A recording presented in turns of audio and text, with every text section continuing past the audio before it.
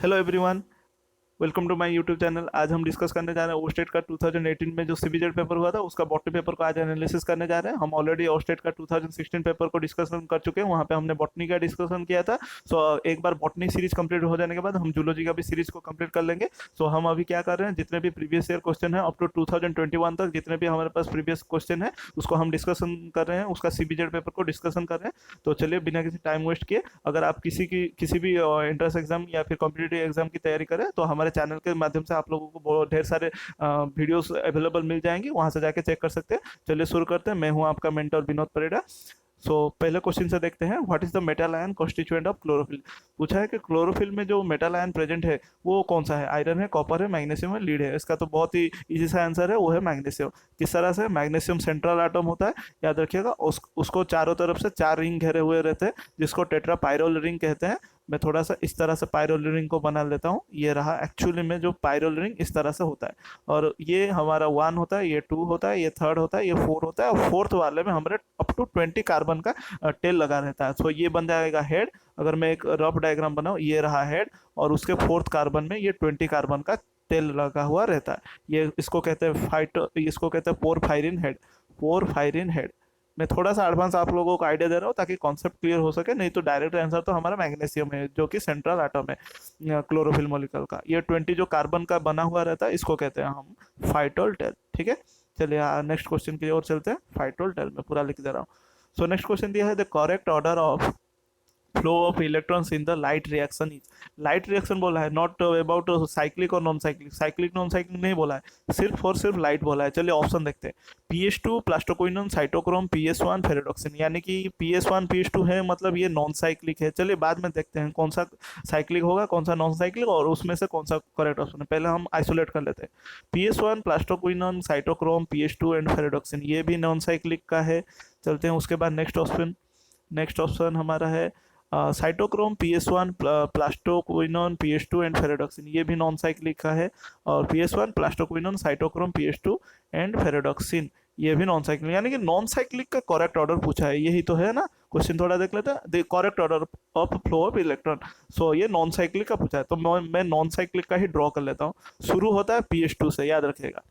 PS2 अपना electron देता है फियोफाइटिन को, जो कि है प्राइमरी इलेक्ट्रॉन एक्सेप्टर। उसके बाद प्लास्टोक्विनोन को देता है फियोफाइटिन। उसके बाद देता है साइटोक्रोम को, साइटोक्रोम B6F कॉम्प्लेक्स।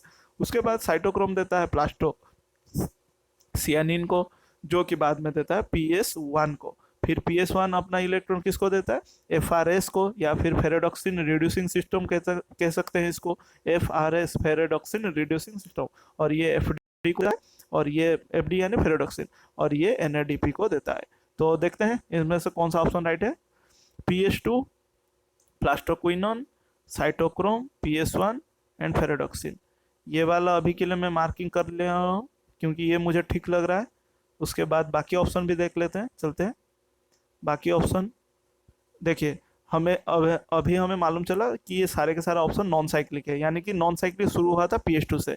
ये PS1 ये गलत है, साइटोक्रोम ये गलत है। देखिए अभी कितना फटाफट हो जाएगा। एक बार अगर हम प्रोसेस को जान लेंगे तो हमारे लिए इजी हो। ये भी PS1 गलत है, तो ये हमारा राइट वन। PS2 से शुरू हुआ, प्लास्टोक्विनोन गया, प्लास्टोक्विनोन गया, उसके बाद साइटोक्रोम PS1 फेरेडॉक्सिन, ये वाला राइट है। बाकी हमें मालूम है और कई सारे इलेक्ट्रॉन एक्सेप्टर को यहाँ पे स्किप कर दिया गया, लेकिन सीक्वेंस तो ये वाला ही ठीक है। चलते हैं नेक्स्ट। उसके बाद Which enzyme is not found in C3 plant. इनमें से कौन सा एंजाइम है जो C3 प्लांट में पाया नहीं जाता? RBP carboxylase, PEP carboxylase, NADP reductase, ATP synthetase. So right answer is PEP carboxylase. क्यों? क्योंकि ये C4 में पाए जाते हैं। बाकी सब के सब हमारे C3 साइकिल में पाए जाते हैं। और C4 में सिर्फ एक लोता पेप कार्बोक्सिलेज, जिसको पेपको भी कहा जाता है। PEPCO phosphoenol pyruvate carboxylase, PEPCO, याद रखिएगा। चलते हैं नेक्स्ट क्वेश्चन की ओर। Which are the plant parts of ground tissue system. इनमें से ग्राउंड टिश्यू सिस्टम का कौन सा सारा पार्ट होते हैं? देखिए ग्राउंड टिश्यू होता क्या है। देखिए ये कोई मैंने TS ले लिया, और ग्राउंड टिश्यू उसे कहा जाता है, इसका दूसरा नाम है ग्राउंड टिश्यू का फिलिंग टिश्यू, यानी कि सेल को फिल करने के लिए फिलिंग टिश्यू। ये एपिडर्मिस हो गया, ये मान लीजिए वास्कुलर बंडल सेंटर में हो गया, और इसको जो फिलअप किया उसको हम कहते हैं ग्राउंड टिश्यू या फिर फिलिंग टिश्यू। सो इनमें ऑप्शन कौन कौन से हैं देखते हैं। क्यूटिकल, स्ट्रोमाटा, एपिडर्मिस, ये तो एपिडर्मल टिश्यू सिस्टम हो गया। उसके बाद hypodermis, general cortex and endodermis, ये हमारा एक रखते हैं, ये तो नहीं होगा ग्राउंड टिश्यू, बाकी भी ऑप्शन देख लेते हैं। Xylem, phloem and pith, pith तो होता है लेकिन जाइलम फ्लोएम नहीं होता, तो ये भी ऑप्शन कट गया। Pericycle, pith and medullary rays, ये भी हमारा कैंसल आउट हो गया। तो right answer is hypodermis, general cortex and endodermis, ये फीलिंग टिश्यू होता है। और एक पीथ भी होता है, यहाँ पे पीथ भी लिख लेते हैं, पीथ भी होता है लेकिन दिया नहीं है पीथ। ये चारों ऑप्शन को मिला के हमारा फिलिंग टिश्यू बनता है या फिर ग्राउंड टिश्यू बनता है। हमारा ऑप्शन डी क्यों नहीं हुआ मैं बता दूं। डी हमारा सिर्फ और सिर्फ किसको इंडिकेट कर रहा है, पेरिसाइकल, पीथ और मेडुलरी रेज को। वो फॉरगेट कर गया है कॉर्टेक्स के बारे में, एंडोडर्मिस के बारे में, ये भी तो होते हैं ना। लेकिन यहाँ पे देखिए, यहाँ पे देखिए हाइपोडर्मिस है, कॉर्टेक्स है, एंडोडर्मिस है, सब के सब प्रेजेंट है बिटवीन एंडो एपिडर्मिस और भास्कुलर बंड, इसके बीच में। ठीक है, चलते हैं next question. A piece of wood with no trachea, trachea यानी वेसल, नो ट्रैकिया यानी वेसल नहीं होगा, मस्ट बिलोंग टू। सो इनमें से कौन सा ऐसा प्लांट ग्रुप है या फिर वुड है जिनमें वेसल पाए नहीं जाते हैं। ये तो बहुत ही इजी सा आंसर है, वो है जिम्नोस्पर्म। हमें मालूम है जिम्नोस्पर्म में वेसल नहीं होता, सिर्फ और सिर्फ ट्रैकिट्स होता है। सो कौन सा ऑप्शन है, टीक हो गया एक एंजियोस्पर्म, पाइनोस हो गया एक जिम्नोस्पर्म, पाम हो गया एक एंजियोस्पर्म, सिसो, सिसो सिसो मैंने सिसो प्लांट, सिसम प्लांट, ये भी angiosperm. So right answer is pine, pine हो गया जिम्नोस्पर्म। चलते हैं नेक्स्ट क्वेश्चन।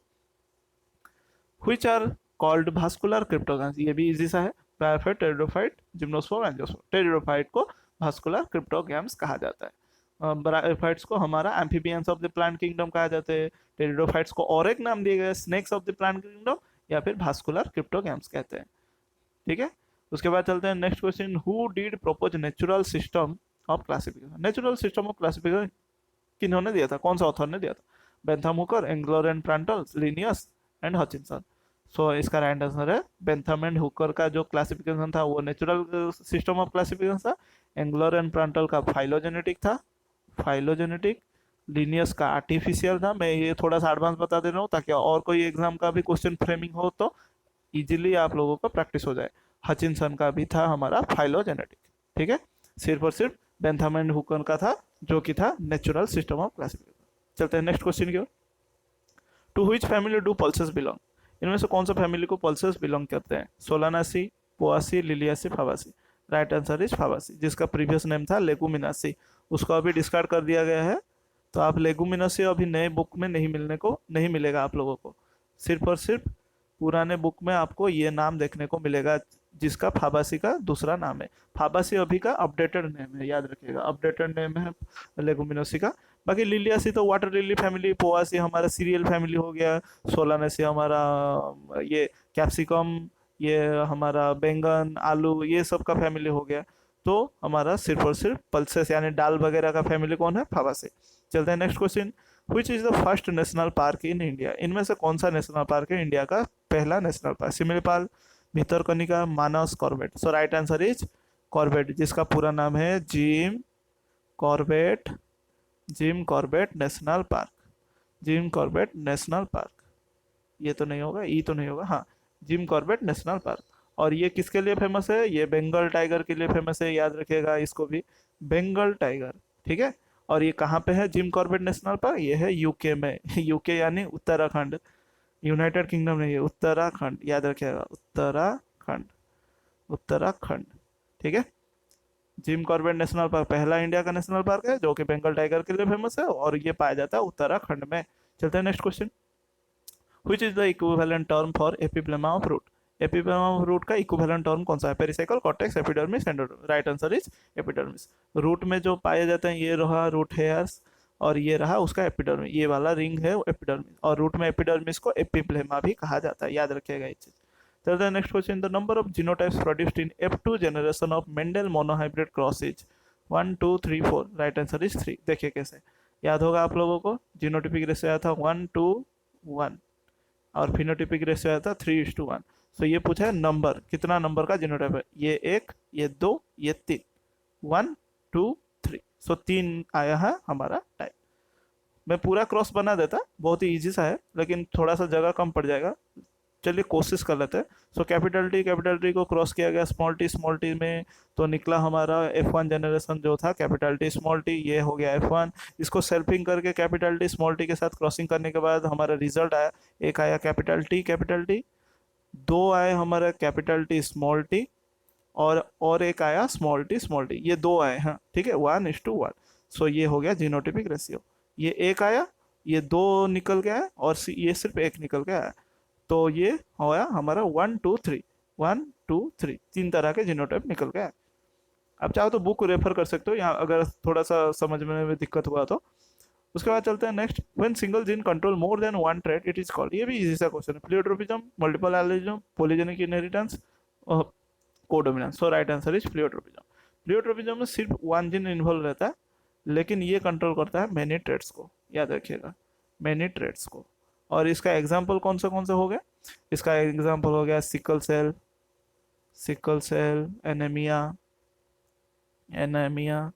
उसके बाद हो गया हमारा पॉइंट म्यूटेशन, ये भी याद रखिएगा, पॉइंट म्यूटेशन जो सिर्फ और सिर्फ एक पॉइंट में होता है।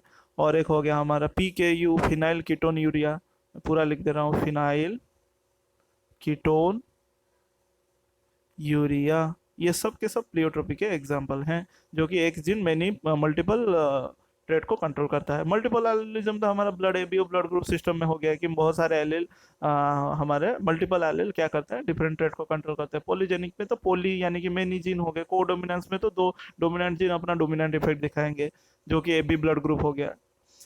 उसके बाद चलते हैं, which was the first effective, so इसका राइट आंसर प्लियोट्रोपिज्म है, ठीक है। Which was the first effective fungicide discovered, इनमें से फर्स्ट इफेक्टिव फंजीसाइड डिस्कवर कौन सा है हुआ था, Burgundy mixture, Bordeaux mixture, zineb maneb. So right answer is Bordeaux mixture, जो बना है कॉपर सल्फेट से, CuSO4 प्लस लाइम। और इसको किसने डिस्कवर किया था, मिलाडेट ने, मिलाडेट, याद रखिए, मिलाडेट साइंटिस्ट के नाम, जो साइंटिस्ट थे वो उन्होंने डिस्कवर किया था। चलते हैं next question, when the life cycle of a pathogen is completed on 2 host it is called, एक पैथोजन का जब लाइफ साइकिल 2 होस्ट में कंप्लीट होता है उसको क्या कहते हैं, ऑटोइसियस, ऑटोट्रोपिक, हेटरोट्रोपिक, हेटेरोसियस। ये होगा हेटेरोसियस, याद रखिए। अब मैं बता रहा हूँ ये किसका बात कर रहा है, वो बात कर रहा है पक्सिनिया का, पक्सिनिया ग्रामिनीज ट्रिटिसी, PCC, ठीक है, PCC। और ये एक माक्रोसाइक्लिक हेटेरोसियस फंगस होता है, और इसमें 2 होस्ट का जरूरत होता है, एक होता है व्हीट और दूसरा होता है बारबेरी। याद रखिएगा, अगर मैं एक होस्ट को निकाल दूँ ना, ये अपना लाइफ साइकिल कभी भी अपना ज़िंदगी में भी कंप्लीट नहीं कर सकता है। ये व्हीट होता है उसका प्राइमरी होस्ट, बारबेरी होता है सेकेंडरी होस्ट, याद रखिएगा। तो ये दोनों का दोनों होस्ट में ये अपना लाइफ साइकिल कंप्लीट करता है। व्हीट में बनते हैं यूरिडोस्पोर, टेलुडोस्पोर, बीच में एक बिना होस्ट वाला स्पोर प्रोड्यूस होता है, वो है बेसिडियोस्पोर, और ये बाद में बारबेरी में आके पिक्निडियोस्पोर एंड एसियोस्पोर बनाते हैं, ठीक है। इतना डिटेल भी नहीं पूछा, नहीं तो हम उसको और डिटेल में एक्सप्लेन करते हैं। चलते हैं next question, in which process does the stock plant multiply two form large number of progeny. एक स्टॉक प्लांट लेते हैं, यानी जो जहाँ से हम शुरू करेंगे वहाँ से हमको बहुत सारा प्लांट बनाना है, याद रखिए, एक प्लांट से बहुत सारा प्लांट। तो वो कौन सा प्रोसेस में होगा, protoplast fusion, hybridisation, micro propagation, conjugation. So right answer is micro propagation.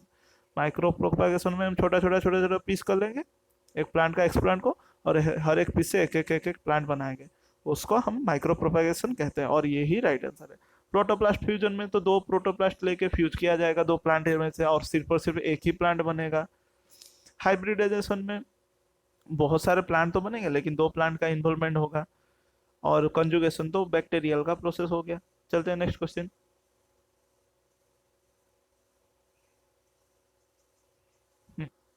Next question, which hormone does help in fruit ripening. इनमें से कौन सा हार्मोन फ्रूट राइपनिंग करने में मदद करता है, ऑक्सिन, साइटोकाइन, फ्लोरिडोजन, एथिलीन। एथिलीन है इस, जिसको गैसियस हार्मोन कहते हैं, और ये एक पॉल्यूटेंट के हिसाब से था, डिस्कवर्ड हुआ था, और पॉल्यूटेंट बाद में मालूम चला कि ये फ्रूट राइपनिंग के लिए मदद करता है, जिसका फॉर्मूला है CH2 डबल बॉन्ड CH2, याद रखिएगा।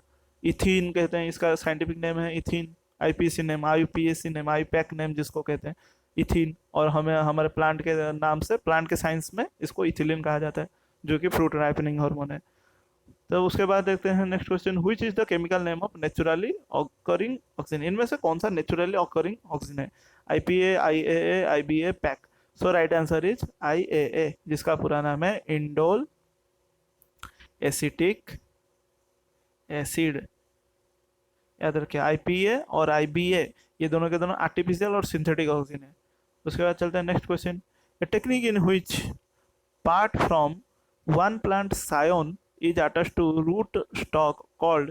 मतलब बोला है कि एक रूट स्टॉक होगा इस तरह का, मैं बना दे रहा हूँ डायग्राम ताकि आप लोगों को आइडिया हो सके। और यहाँ पे क्या किया जाता है, यहाँ पे इस तरह से एक कैविटी बना जाता है और उसी कैविटी के बराबर एक शेप का काटा जाता है। तो ये होता है हमारा सायोन और इसे कहते हैं स्टॉक, क्योंकि इसमें रूट होता है, इस तरह से रूट होता है। इसको इसके कैविटी में डाला जाता है ताकि प्लांट उग सके। तो इस प्रोसेस को क्या कहते हैं? Budding, cutting, layering, grafting. So right answer is grafting. याद रखिएगा ग्राफ्टिंग। बडिंग तो हो गया हमारा वेजिटेटिव, बड निकलता है, उसको काट देते हैं तो उसको भी उस वहां से भी प्लांट निकल आता है। कटिंग वगैरह रोज प्लांट में होता है, लेयरिंग वगैरह जैस्मिन में होता है। सो ये ग्राफ्टिंग के अंडर में आता है, जहाँ पे सायोन और स्टॉक को मिला के प्लांट को उगाया जाता है। ये क्राउन ग्राफ्टिंग, ये सब दुनिया बहुत सारे ग्राफ्टिंग प्रोसेस है वेजिटेटिवली। चलते हैं next question, which pair does not show vegetative propagation in plants. इनमें से कौन सा पेयर है जो कि वेजिटेटिव प्रोपागेशन प्लांट में नहीं दिखाता? ऑप्शन देख लेते हैं, डालिया फासिकुलेटेड रूट, यस। साकारोमाइसिस बडिंग, ये भी सही है। ब्राइफाइलम फोलियर बर्ड्स, ये भी सही है। जिंजर राइजोम, ये भी सही है। लेकिन जो गलत होगा हमारा क्वेश्चन के हिसाब से वो होगा साकारोमाइसिस बडिंग। देखिए कैसे, कौन सा पूछा है, क्वेश्चन दिया है प्लांट का, और साकारोमाइसिस क्या है? ईस्ट, और ईस्ट कौन है? एक फंगस है। तो फंगस तो नहीं होगा, बाकी के सारे प्लांट होंगे। मानना कि ए बी सी डी में चारों के चारों वेजिटेटिवली प्रोपागेट करते हैं, लेकिन प्लांट कौन कौन है? ए है, सी है और डी है। बी तो हमारा एक फंगस है, इसलिए बी होगा राइट आंसर। चलते हैं नेक्स्ट क्वेश्चन। नेक्स्ट यानी कि ये लास्ट क्वेश्चन होगा, हाँ देख लेते हैं। हाँ ये लास्ट क्वेश्चन है हमारा, which one does develop into fruit after fertilizer। इनमें से कौन सा फ्रूट में चेंज होता है आफ्टर फर्टिलाइजर, फर्टिलाइजेशन के बाद कौन सा फ्रूट बनाता है? Ovary, ovule, juice for, pedicel. ये इसका राइट आंसर है ओवरी। ओवरी फ्रूट बनाता है, ओव्यूल हमारा सीड बनाता है, याद रखिए फ्रूट। हाँ, और जूस फॉर तो ये अलग हो गया, ये तो अलग सा चीज यहाँ पे डाल दिया। और पेडिसेल तो फ्लावर का स्टॉक होता है, stock of the flower is known as pedicel, और stock of the inflorescence is known as peduncle. ये भी याद रखिएगा, ये भी पूछा जाता है कि इन्फ्लोरेसेंस का स्टॉक को क्या कहा जाता है। सो राइट आंसर इज ओवारी। ठीक है, सो यहाँ पे हमारा ये वीडियो कंप्लीट होता है। नेक्स्ट में हम और एक बॉटनी पेपर को एनालिसिस करेंगे और स्टेट का, और उसके लिए आप लोग चैनल को सब्सक्राइब करके रखें ताकि जैसे भी मैं कोई वीडियो अपलोड करूं आपको तुरंत ही नोटिफिकेशन मिल जाए। और अगर आप किसी भी प्रकार के कॉम्पिटिटिव एग्जाम की तैयारी कर रहे हैं तो हमारे चैनल के प्लेलिस्ट में जाकर ढेर सारे वीडियो पड़ा हुआ है, उसको जाके चेक कर सकते हैं। सो तब तक के लिए थैंक यू। Next video